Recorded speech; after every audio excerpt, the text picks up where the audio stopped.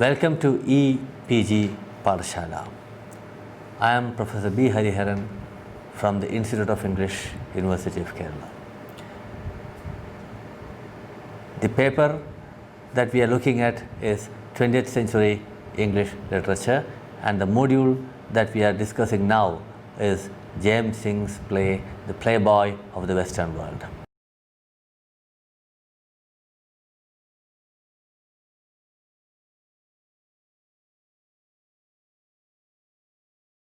We will begin with the Irish Renaissance.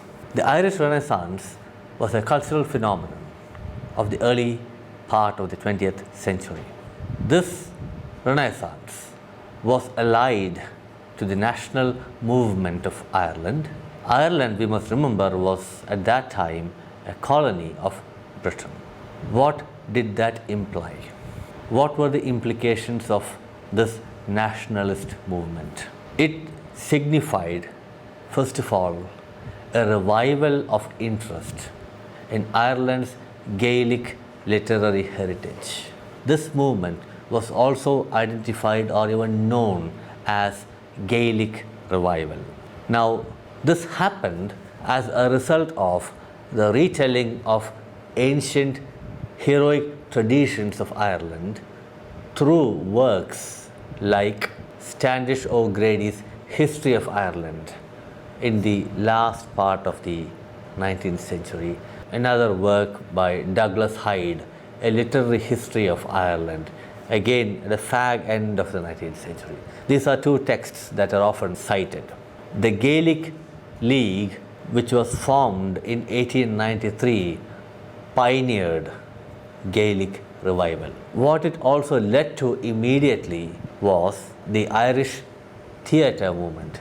Now, the Irish theatre movement has the pride of place when we look at the Irish Renaissance.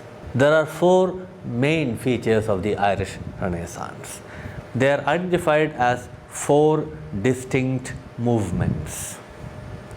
They are the nationalist movement, the literary movement, the socialist movement, and the suffragist movement. We will very briefly indicate what these movements are, very briefly. The nationalist movement, for instance, used theatre to establish a strong sense of national identity. Now, the literary movement was aimed to counter English hegemony by a return to Irish language, mythologies, and its heroic traditions. Now, it's in this context that we need to remember, we need to remind ourselves that W.B. Yeats had asked James Synge to go and visit the Aran Islands, to look at the people, to look at the culture which gave these writers nourishment. As a result of this travel, Synge published a book called The Aran Islands. And when we read the Aran Islands, this book, we would understand that many of the plays that he wrote, many of these folk tales that figure in that island, many of the stories that he had heard, all that is presented in this, and this forms the material for many of his plays. So this is a very valuable source book that we have to possibly refer to understand something of these movements also. The socialist movement, this was fused on the working class. It was primarily a working class movement, and mostly peasants under the influence of communism in the second decade of the 20th century figured here. So this was some kind of a social mass movement of the ordinary people, of the working class. The last movement is the suffragist movement. Now, this empowered women and enabled them to vote. This was this demand for this right to vote. Before we look at certain important political figures allied to the Renaissance, I think it's important that we look at the whole question of Irishness and the problems that are there. When we talk about Irishness, it would be useful to remind ourselves of W.B. Yeats and this essay that he wrote, Ireland and the Arts. Now, in this essay, Yeats sought to reform Irish dramatic practices, because for him, theatre was to be a place of intellectual excitement. It was a place where the mind goes to be liberated. So there is this renewal, there is a spirit that is emphasized, is underlined in this call of freedom. What it also did was, what it also was doing was to promote the importance of speech and lyricism in theatre.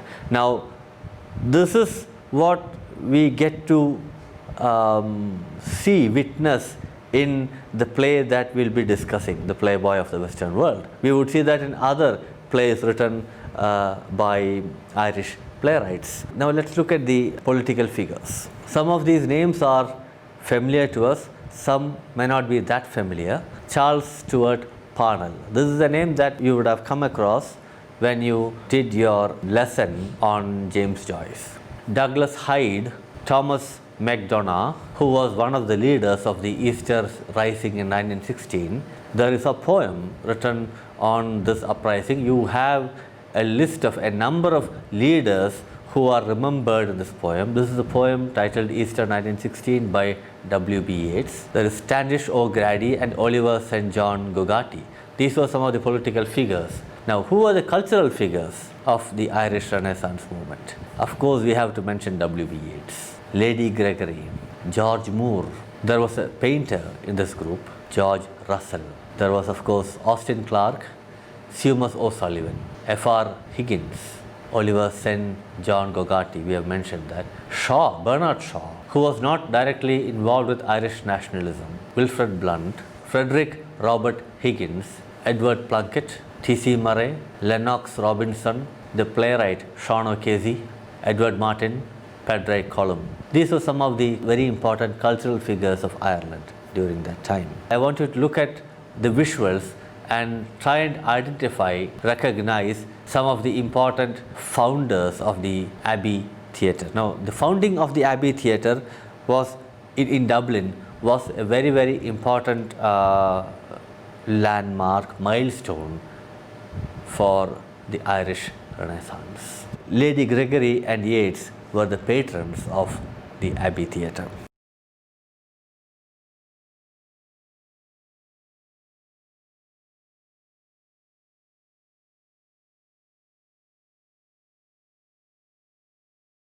Look at the visual of the Abbey Theatre. You have the outside of the Abbey Theatre, and then of course you have the interior. It's an old, very old structure, and it's a typical English structure. You have the sketch here. Take a look at the theatre.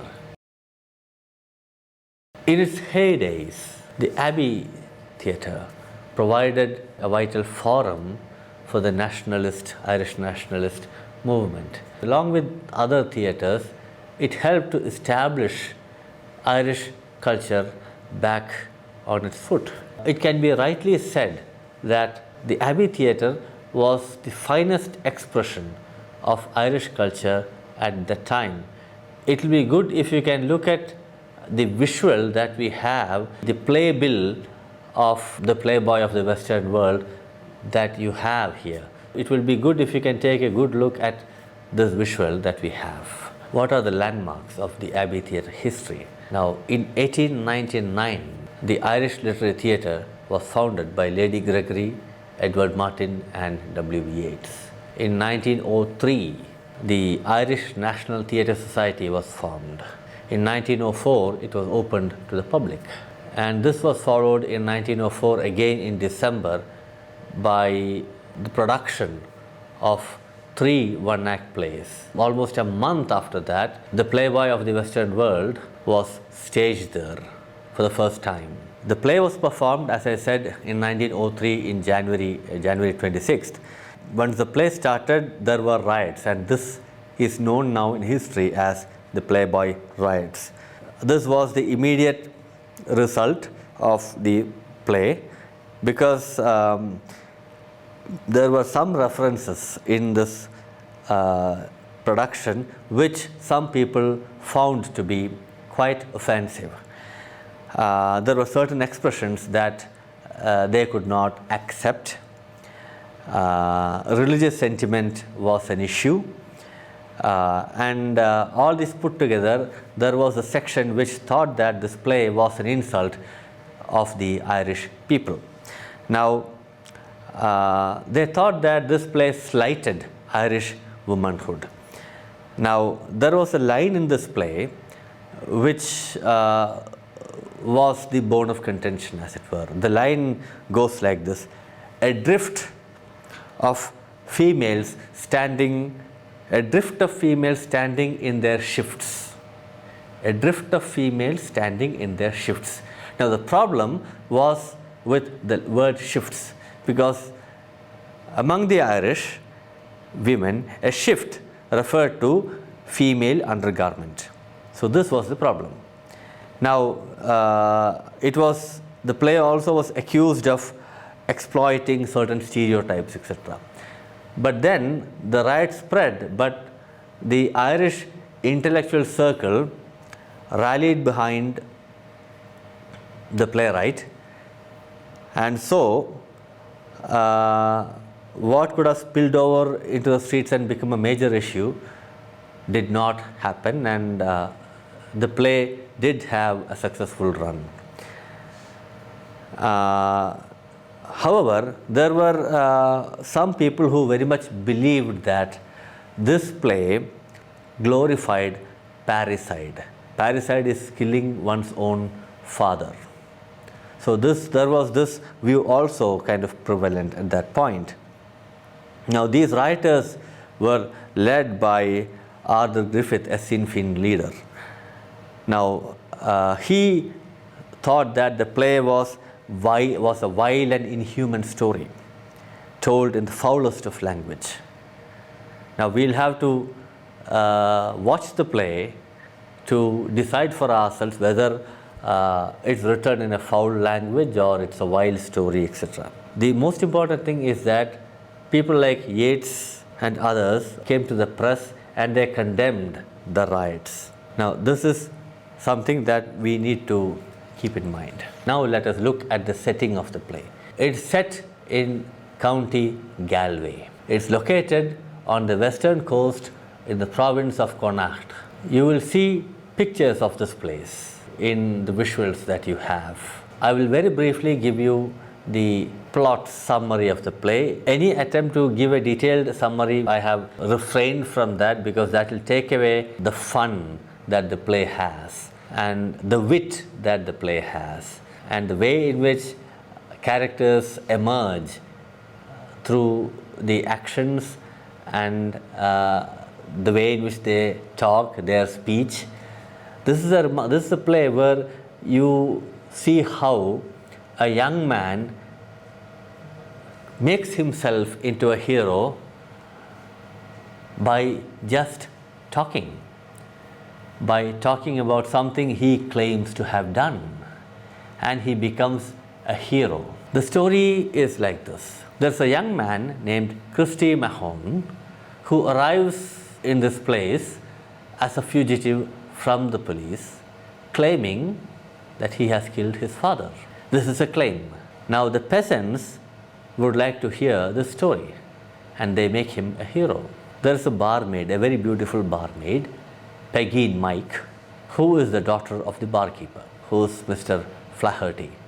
She falls in love with him, and because she feels that this person is a hero, because he has been telling them what he did. He killed his father, he said, and how he did it. And he becomes a hero, and she falls for him. And she gives up her fiancé, Sean Q. But what happens is that the dead father turns up to capture Christy, who tries to kill him a second time. But then he fails. Christy fails. He now loses his heroic aura. He is shunned by everyone, even his new girlfriend, Peggy. She now thinks that he is a liar and a coward. Now he leaves with his father.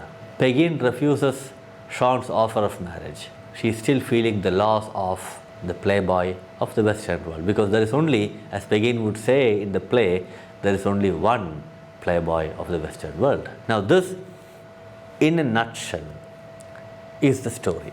What we will do now here is to make a very quick remark about what this theatre, Synge's theatre, tried to do. If he provoked his audience politically and emotionally, it was a result of his ability to implicate the audience in the action that's unfolding on the stage. Now this is what marks him as a playwright. On the one hand, he is critical of the encroaching modernity of Ireland, and at the same time he provokes the bourgeois audience out of their complicity in this process. So there is this critique of this encroaching modernity in Ireland, and of course a provocation of the bourgeois audience out of their complicity.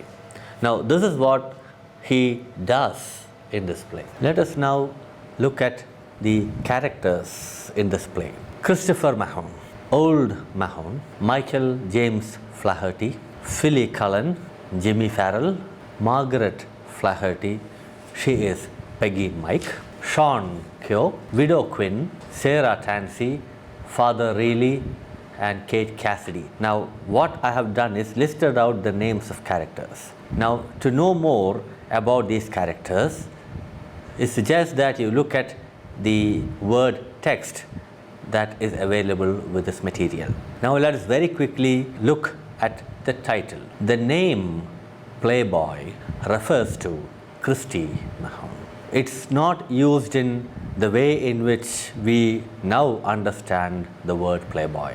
The word here means or refers to a romantic swashbuckler, a very handsome person, a daredevil, an idler, or a play actor, or even a poser, a person who claims that he is something that he is not. That is a poser.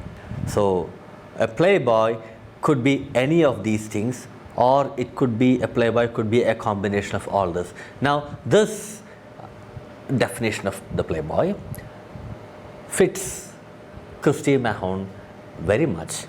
Now we understand this when we look at the way he enters the bar, and the way he sits down, or the way in which he talks, his behavior, etc.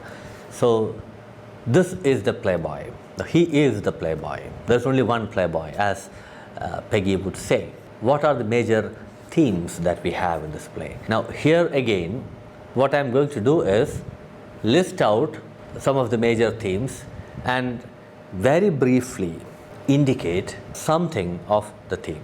This is a comedy with a whole lot of twists and turns. There's a lot of action and there is fun and laughter. This play provides an insight into rural Irish life in the turn of the century. So in other words, it tells you a lot about Irish society at the turn of the century. So this is another theme that you have in the play. Storytelling is another very interesting thing. Why is it that we tell stories? We tell stories, let us say, to while away time. We listen to stories to escape boredom of everyday existence.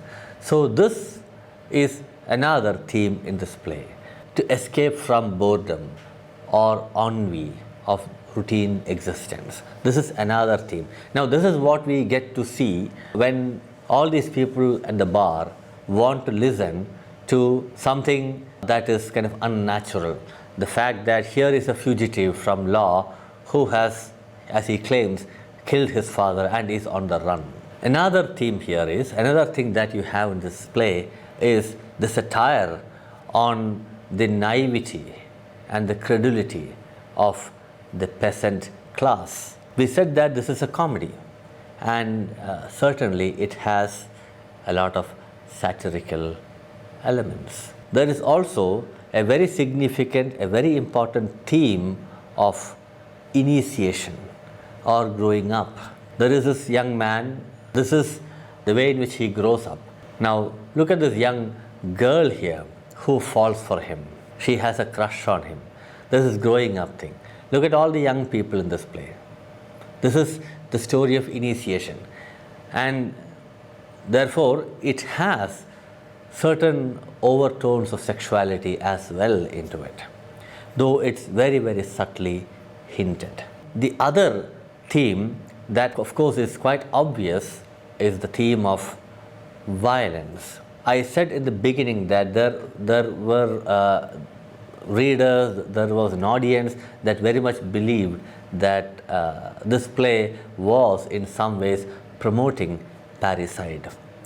Well, there is a lot of violence in this play. We will now look at the style employed in this text. A very colorful language is used. The imagery is rich and vivid. The dialect, the colorful dialect of Mayo County Irish that we hear in this play is a reworking of the syntax and vocabulary of Gaelic. The dialogues that you have are rich, replete with authentic Western Irish regionalisms and vulgarisms. This will take us to the Playboy riots. Now we know why you have those expressions there, which was not palatable to some people. Synge's language here is a product of the intimacy that he had with the peasant folk of the remote regions of Ireland. I had indicated earlier on his visit to the Aran Islands and the way in which he drew a lot from the folk narratives of the people of the Aran Islands. As I said earlier, almost all his texts, all his plays were deeply inspired by those narratives. So it's not just the language, the theme, the folk element that you have, the music, the cultural markers, all are indebted thematically and stylistically to the peasant folk of the remote regions of Ireland. We will now look at the use of imagery and humor. The imagery that he uses recreates the cultural milieu of the West Coast. The humor that you have here grows out of, obviously, the dialogues. There is humor also in terms of character peculiarities. That's something related to the use of satire in this play. As an example, we need to look at this young man who was the fiancé, who's ditched. He is naive and timid. This is what really marks off Sean. There's a lot of humor there when we look at Sean on stage. There is irony in this text. For example, Pegeen and Christy are talking. There is a scene where the two of them are talking, and Pegeen cannot believe this. She asks, "Is it killed your father? Did you kill your father?" And look at what Christy says. He says, "With the help of God, I surely did, and that the Holy Immaculate Mother may intercede for his soul." Look at this. Here is this young man saying that he killed his father with the help of God. Look at the irony there. And then he prays that the Holy Immaculate Mother may intercede for the soul of his father. Right? So that's the use of irony that you have in this text. What I'm going to do now is I'm going to conclude this presentation by summing up the elements of Irishness here. So this is an out and out Irish play. So we will try to sum up some of those qualities that identify this, that make this an Irish play. It has to do with the setting, number one. We have seen this. It's the setting, very Irish. The language. and the rhythm that the language has, the customs and practices. For example, the references that are there to the wake that is held. The very term wake itself is very, very Irish. Alcohol addiction and sexual jealousy, we have seen that. Poverty. And then we have here a playwright who provides a very stark look at the life of the Irish peasant without any adjectives, without any frills, without any padding. As a playwright, Synge does not deal with urban life, and he has always projected the life of ordinary people. And here it is the Irish peasant. These are the things that come together to make this into an out and out Irish text, Irish play. To understand the nuances of the humor, to understand the satire, the irony here, to get a flair of the language that he uses, it will be good if you can take up the book Aran Islands, read that, and then come and read Playboy of the Western World, because that is an immensely rich and rewarding experience. Thank you.